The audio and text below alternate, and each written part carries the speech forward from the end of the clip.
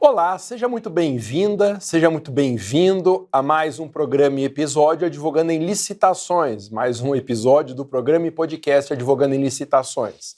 Meu nome é professor Alexandre Maza e nesse programa nós discutimos as melhores estratégias e oportunidades para quem quer começar do zero defendendo licitantes. E no programa de hoje eu vou falar sobre uma modalidade que não é nova de licitações, mas que virou a coqueluche na nova lei, na 14.133 de 2021, a nova lei de licitações, que é o pregão, que eu vou pedir licença aqui para chamar de um novo pregão, com todas essas novidades que a legislação brasileira de licitações agora introduziu. Antes disso, gostaria de lembrar que estão abertas as matrículas de todos os meus cursos de advocacia, tanto a advocacia em licitações, como o advogue para servidores, ou advocacia tributária. Você pode saber mais sobre esses cursos entrando direto na home da minha escola, escoladomasa.com.br. Lembro também que o objetivo desses programas e podcasts é um só: que eu advogue junto com você nas suas causas. Isso mesmo, nós estabelecermos parcerias em causas tributárias e administrativas, principalmente.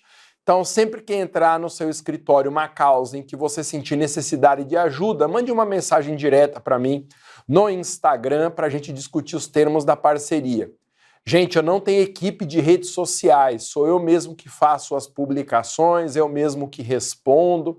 Tá bom? Então mande uma mensagem direta com a sua proposta de parceria e aí a gente vai discutir quais são as condições e as possibilidades dessa parceria ir para frente. Vou falar hoje então sobre o novo pregão na Lei 14.133 de 2021. Você sabe que essa Lei 14.133 é a nova Lei Geral de Licitações, que já neste ano de 2024, é a única lei geral que nós temos. A Lei 8666 foi revogada no finalzinho do ano passado.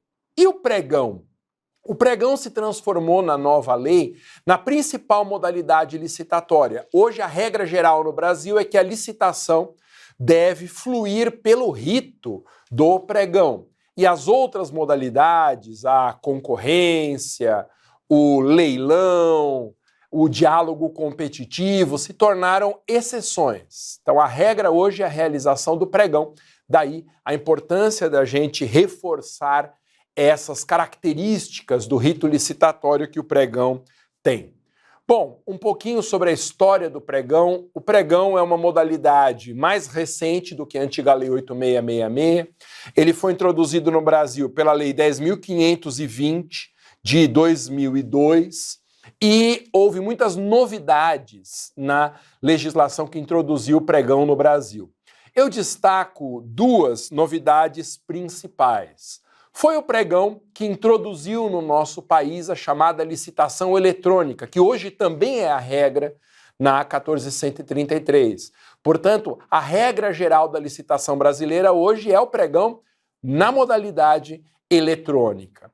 E o pregão trouxe também uma grande inovação em relação à Lei 8666, a antiga Lei Geral de Licitações. Veja, quando a Lei 8666 foi aprovada, lá no longínquo ano de 1993, o procedimento licitatório ele tinha 5 fases. A publicação do edital é que dividia a chamada etapa interna da etapa externa. Então, a licitação tinha a publicação do edital, depois vinha a apresentação dos documentos de habilitação, julgamento das propostas, homologação e adjudicação.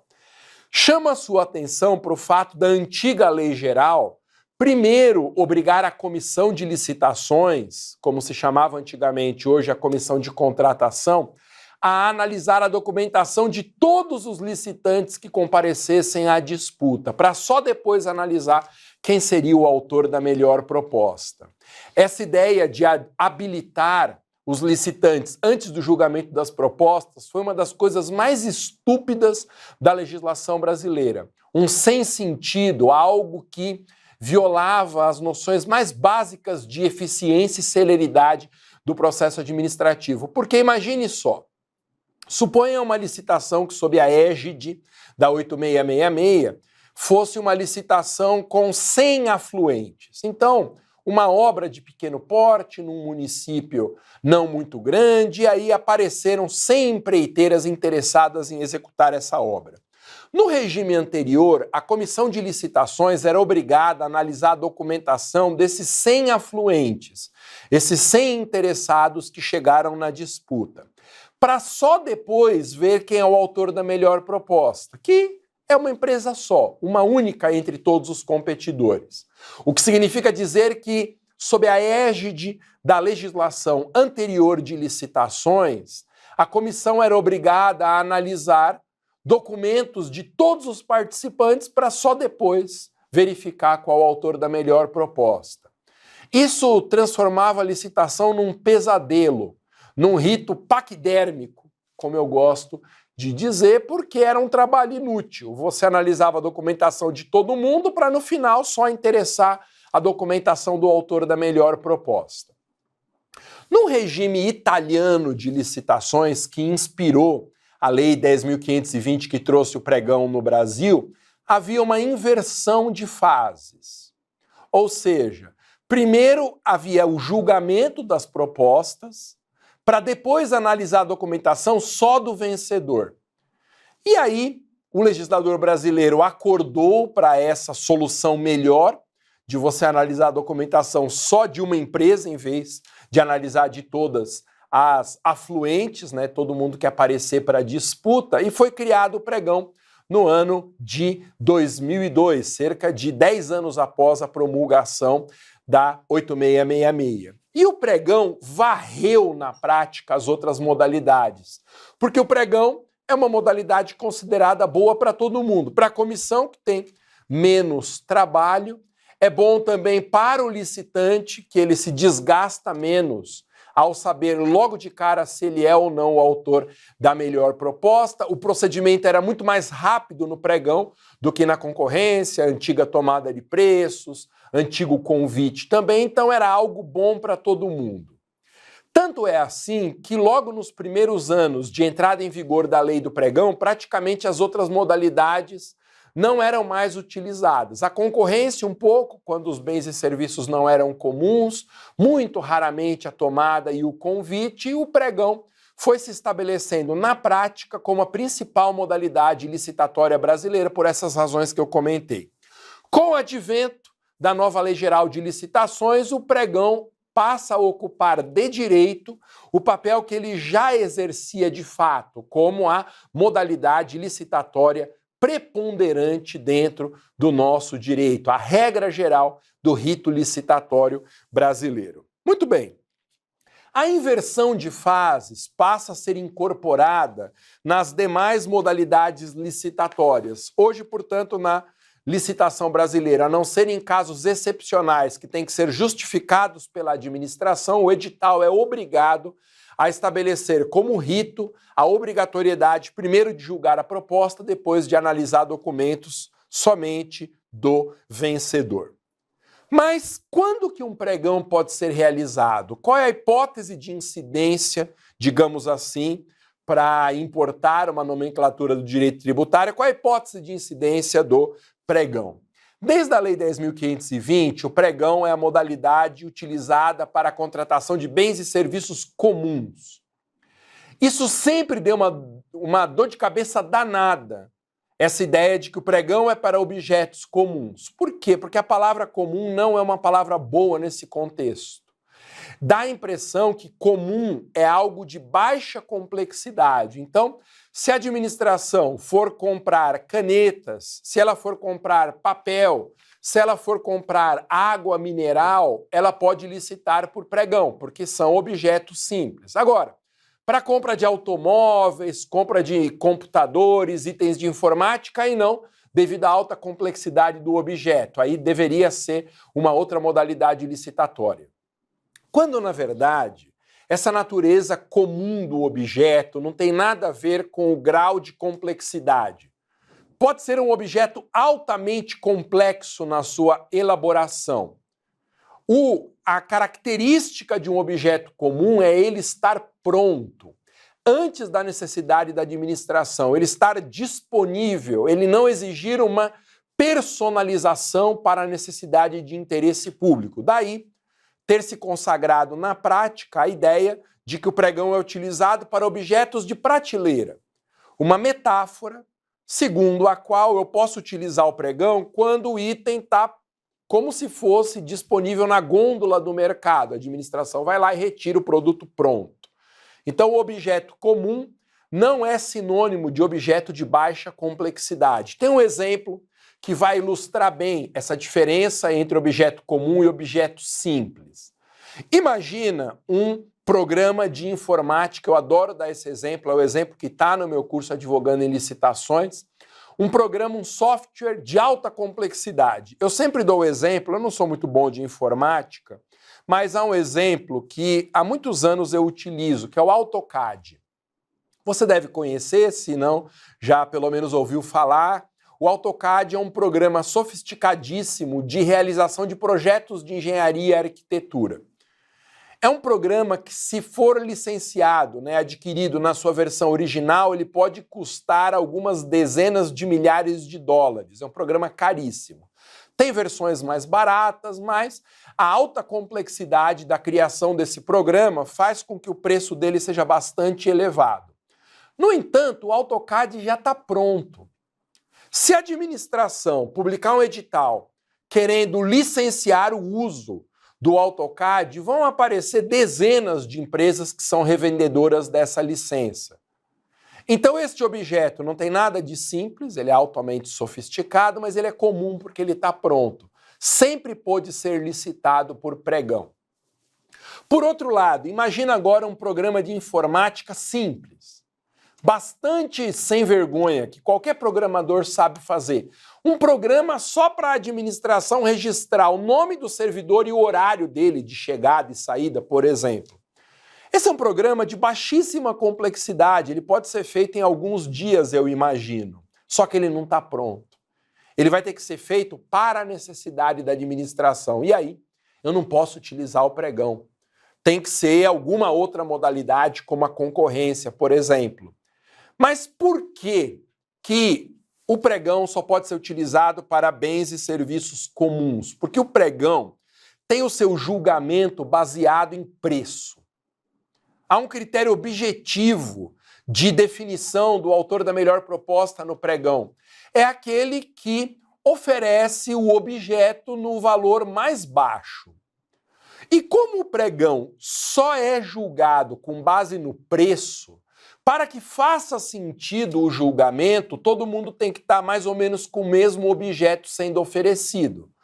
Porque se cada um oferecer um objeto diferente, o critério do preço perde o sentido.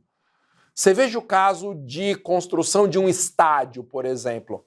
Ainda que a administração diga qual estádio que ela quer, quais são os requisitos do projeto básico, do projeto executivo, dentro da margem de liberdade do edital, cada empreiteira vai entregar ao seu jeito.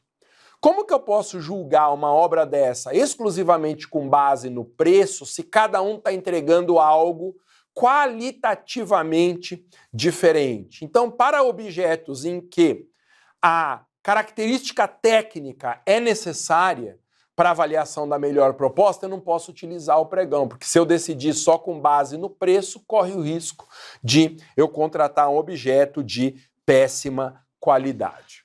Nesse contexto, a Lei 14.133, ela se preocupou em definir o que é o pregão. Há um artigo que eu sempre recomendo que os alunos leiam, que é o artigo 6º da nova Lei de Licitações. Esse artigo 6º, ele é um artigo dedicado exclusivamente a conceitos.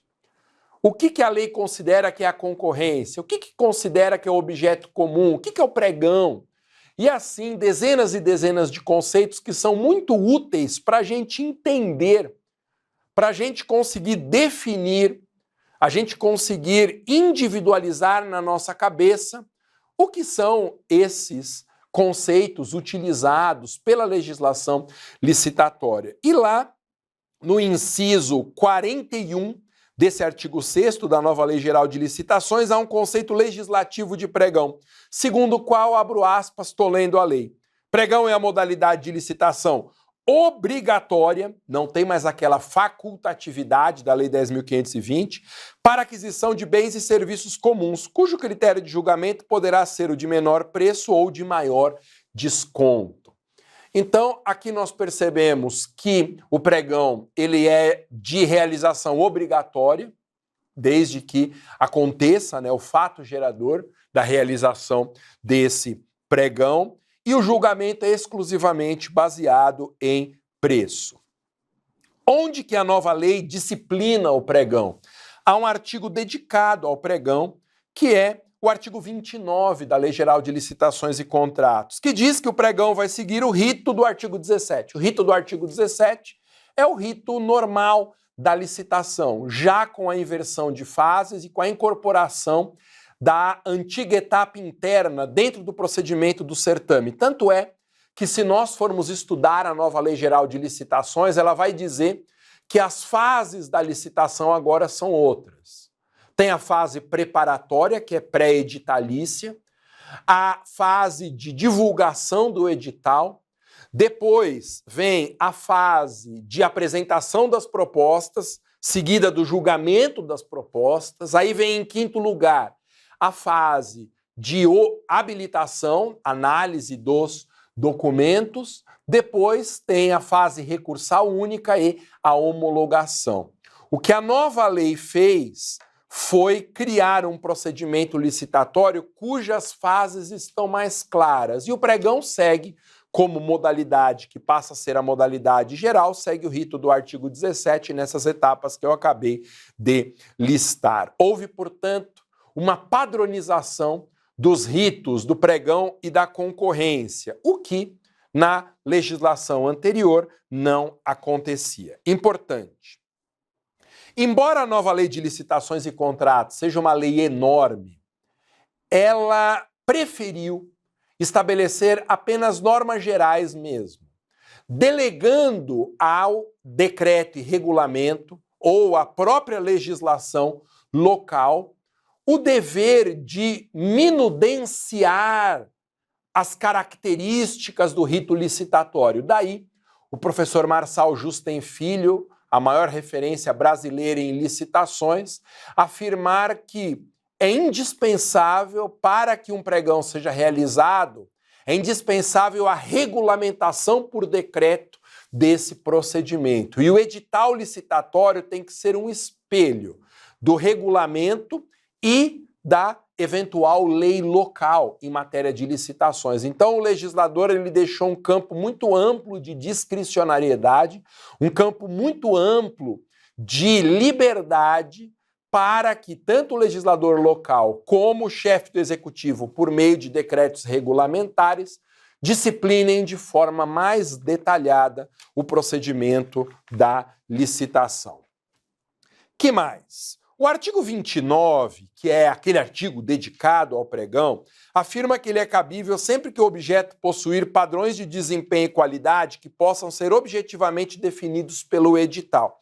É aquele objeto de prateleira a que eu me referi. Por conta disso, a legislação cuidou de excluir a utilização do pregão em algumas circunstâncias nas quais é óbvio que o objeto não é um objeto comum. Por exemplo, o pregão não pode ser utilizado para a contratação de serviços técnicos especializados de natureza predominantemente intelectual, porque aí, como eu disse, o critério do preço sozinho, ele é um critério que não faz sentido, e também não pode ser utilizado para obras e serviços de engenharia de maior complexidade. A inaplicabilidade do pregão a essas duas hipóteses principais, existem outras, mas essas são as principais, se explica porque nos serviços especializados de natureza intelectual e nas obras e serviços de engenharia, as propostas tendem a ser qualitativamente diferentes, sendo impossível julgar exclusivamente com base no preço. Agora, há serviços e obras de engenharia de baixa complexidade. E aí a legislação diz que se houver uma necessidade administrativa de contratação de uma obra ou de um serviço de baixa complexidade, aí pode ser utilizado o pregão. E a própria lei define que serviço comum de engenharia é todo serviço que tem por objeto ações objetivamente padronizáveis em termos de desempenho e qualidade, de manutenção, adequação e adaptação de bens móveis ou imóveis, com preservação das características originais dos bens. Então, um exemplo meu, esse exemplo não está na legislação, mas é um exemplo que, do meu ponto de vista, caracteriza uma obra ou serviço de engenharia licitável por pregão, é o recapeamento asfáltico. Veja, havendo a necessidade de um município abrir uma licitação para que as ruas recebam uma nova camada de asfalto, esse serviço pode ser licitado por pregão, embora seja um serviço de engenharia, porque ele é um serviço de baixa complexidade. Todo mundo vai fazer mais ou menos igual, de modo que o critério de julgamento baseado exclusivamente no preço, que é a característica fundamental do pregão, faz sentido nesse caso concreto. Acontece que o pregão não é feito só de alegrias. Com a prática licitatória, começou-se a perceber que há situações de fragilidade do rito do pregão. Essas situações vinham desde a legislação anterior e agora também se manifestam sob a 14.133. Uma primeira fragilidade do pregão é que o pregão, no regime anterior, só admitia o sistema aberto de propostas. Ou seja, todos os licitantes na fase de lances do pregão sabiam os lances dos demais. E aí podia acontecer de uma empresa ter condição financeira de oferecer um lance bem abaixo daquele que está sendo disputado ali na etapa de lances, mas ela segurar porque o lance dela já era o lance vencedor. Então vamos supor, fornecimento de água mineral em garrafas de 600 ml. A empresa sabe que ela poderia oferecer a garrafa, a unidade a R$3, por exemplo. Só que na fase de lances, ela já tem o lance mais baixo a R$3,50. Então, para que ela vai oferecer 3 se ela já está ganhando com R$3,50 com essa gordurinha de 50 centavos? Essa é uma fragilidade do sistema aberto de lances no pregão. Outra fragilidade que hoje se manifesta também é a chamada mutação dinâmica das propostas, que, segundo o professor Marçal Justen Filho, é um problema quase que universal das licitações julgadas com base exclusivamente no preço, que ele chama de mutação dinâmica da proposta ou, em inglês, moral hazard. O que é isso? Essa é a possibilidade que a empresa tem de ajustar a qualidade do objeto segundo o lance que ela está oferecendo. Eu gosto de dar um exemplo, que é um exemplo que me perturba muito, que é a compra de pó de café. Veja, eu duvido que você já tenha ido a uma repartição pública e tomado um café decente comprado por licitação.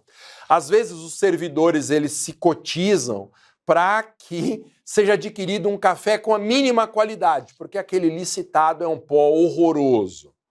Então, as licitações para aquisição de pó de café são realizadas pelo pregão.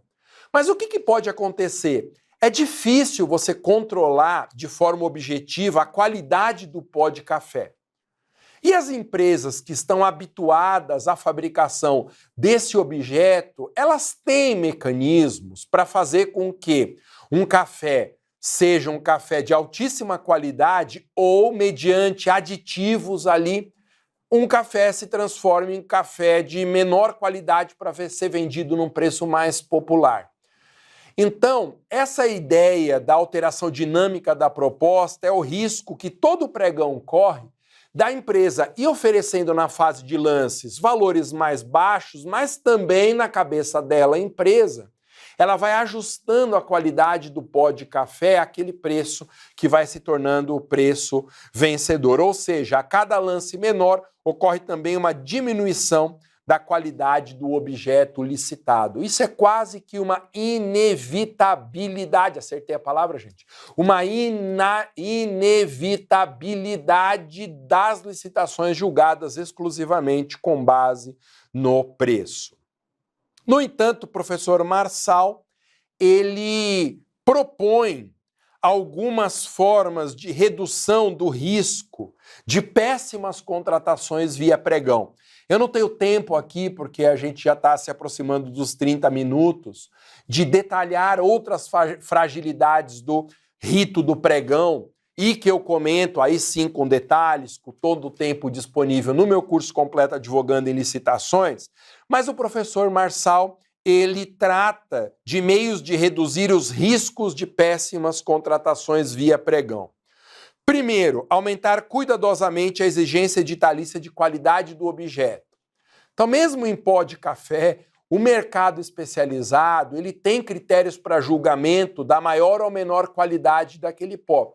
Tanto que a mesma empresa terá produtos que se encaixam debaixo desse guarda-chuva do pó de café, que podem ter qualidades incríveis, como também ter uma qualidade bem mais baixa. Então o mercado tem como fazer a aferição da qualidade do pó de café. E só um edital bem feito, com conhecimento técnico, que seja baseado em um estudo técnico preliminar, quando você detalha mais as qualidades desse objeto, diminui o risco de ser entregue um objeto de qualidade inferior. Segunda medida, exigir uma justificativa quanto à execuibilidade da proposta, ou seja, na medida em que a empresa vai apresentando lances decrescentes, a comissão de contratação pode exigir que haja uma demonstração da execuibilidade daquele preço. A empresa tem que oferecer essa comprovação. Terceira medida, de que eu gosto muito, é não inutilizar as amostras. Quando a empresa faz uma proposta na fase de lances decrescentes, sendo declarada vencedora, ela tem que apresentar uma amostra. Ou seja, ela tem que dizer qual é o objeto que ela está oferecendo por aquele preço. E na hora da entrega ser realizada, no momento da execução do contrato, é preciso que se faça o cotejo entre a amostra e o que está sendo entregue. Para que isso seja possível, não se pode inutilizar a amostra. É uma prática muito comum depois que a licitação se encerra, todas aquelas amostras são jogadas fora. Mas aí como que você vai fazer o cotejo entre o que foi prometido e o que foi entregue? Então a terceira medida é não inutilizar as amostras e depois fazer esse cotejo com calma no momento da execução do contrato. E aquela que me parece, para a gente encerrar, a medida mais eficiente para garantir que o pregão não resulte em contratações desastrosas é uma avaliação de performance desse sujeito em contratações anteriores. A forma mais eficaz de você garantir que o objeto vai ser entregue com a qualidade exigida pelo edital é você ver como que essa empresa vencedora se comportou em contratos anteriores do mesmo objeto. Então, qual foi o pó de café que a empresa entregou na licitação anterior? E como que foi essa empresa na condição de contratada? Ela foi uma boa empresa contratada, uma boa executora do contrato? Então, a nova lei de licitações prevê avaliações de performance que vão, se não eliminar, pelo menos reduzir muito a possibilidade da empresa contratada ser uma ruim contratada, ser uma empresa que entrega objetos de baixa qualidade, diversos daquilo exigido no edital. Então, esse foi mais um episódio do nosso programa e podcast Advogando em Licitações. Lembrando, para encerrar, que estão abertas as matrículas de todos os cursos de advocacia da minha escola. Entre na home da escola, escoladomasa.com.br, e saiba mais sobre esses cursos. E o objetivo, reforço aqui essa ideia, de todos esses programas e podcasts é o advogar junto com você. É isso mesmo, sempre que entrar no seu escritório uma causa em que você sentir necessidade de ajuda, entre em contato comigo, mande uma mensagem direta pelo Instagram, no perfil @professormaz. O Instagram é a rede social de caminho mais curto para chegar até mim. E aí nós vamos discutir os termos dessa parceria. Eu quero advogar junto com você. É por isso que eu venho te capacitando semana após semana, programa após programa, para você defender licitantes e contribuintes, para que isso seja uma base sólida para a realização da nossa parceria. Valeu? Nos veremos sexta-feira dessa semana com o programa Advocacia Tributária. Se Deus quiser, eu quero contar também com a sua companhia na sexta-feira, 11 horas da manhã, ao vivo no horário de Brasília. Valeu, até mais, obrigado, tchau.